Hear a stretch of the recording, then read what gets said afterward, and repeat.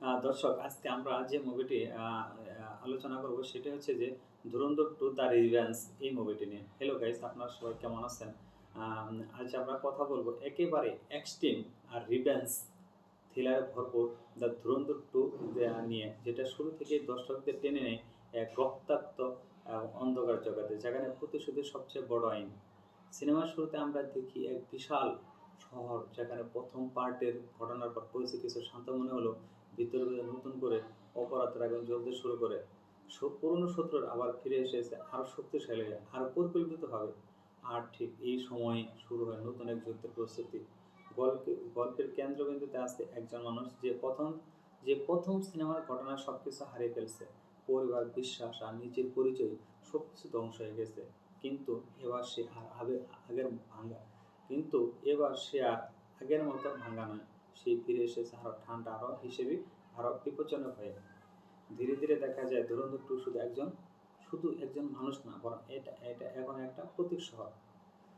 শহরের অপরাধে তাকে ভয় পায়, কারণ তার নাম মানেই নিশ্চিত ধ্বংস। কিন্তু এবার তার সামনে সবচেয়ে বড় চ্যালেঞ্জ হলো সেই সংগঠন যারা পুরো শহরকে আবার অন্ধকারে ডুবিয়ে দিতে চায়। সিনেমায় একের পর এক টুইস্ট আসে, যেখানে বোঝা যায় আগের সব ঘটনা ছিল একটা বড় প্ল্যানের অংশ। আসল মাস্টারমাইন্ড এখনো বেঁচে আছে এবং সে এবার সরাসরি ধুরন্ধরকে শেষ করতে চায়।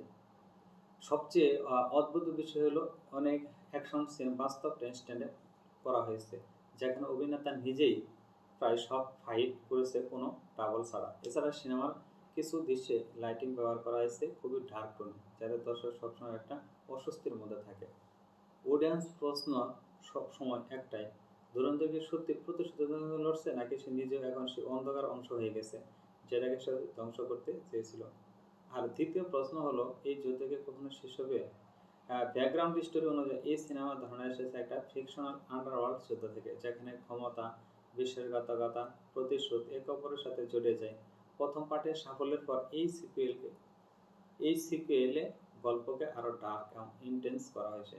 গল্পের মাঝামাঝি বড় মোটাসে যখন ধুরন্ধরকে কে জানতে পারে তার সবচেয়ে কাছের মানুষ আসলে শত্রুপক্ষের সাথে কাজ করছিল, এই বিশ্বাসঘাতকতা তাকে আরও ভেঙে দেয়, কিন্তু একই সাথে আরও ভয়ঙ্কর করে তোলে। এই মুভির সিমিলার আর কিছু মুভি আছে, যেমন John Wick chapter series, Extraction, Vikram, Nobody, যেখানে একজন মানুষ পুরো ক্রিমিনাল নেটওয়ার্কের বিরুদ্ধে একা দাঁড়িয়ে যায়।